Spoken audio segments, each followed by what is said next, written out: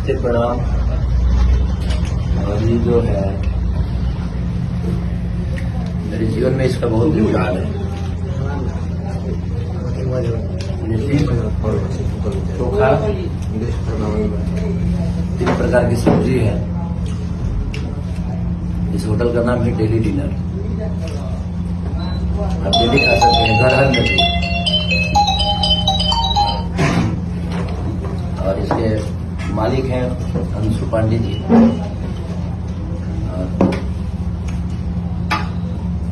मुंबई शहर में गांव का टेस्ट बहुत कम ऐसे मिलता है। मेरे लिए तो समझ लीजिए कि रोज का रोज ही हो गया है। मुझे डेली मिले तो मैं डेली खाऊं, क्योंकि मेरा फेवरेट है। मुझे लगता है कि बिहारों का फेवरेट खाना है। मजा आया मुझे पहली बार मुंबई शहर में लिट्टी चोखा। आज तक नहीं मिला था। 11 साल के कैरियर में कहीं मैंने लिट्टी चोखा का रेस्टोरेंट नहीं देखा था। तो मजा आ गया आज। और मेरी शुभकामनाएं है जितने भी हमें प्यार करने वाले जो मुंबई में रहते हैं, आप लोग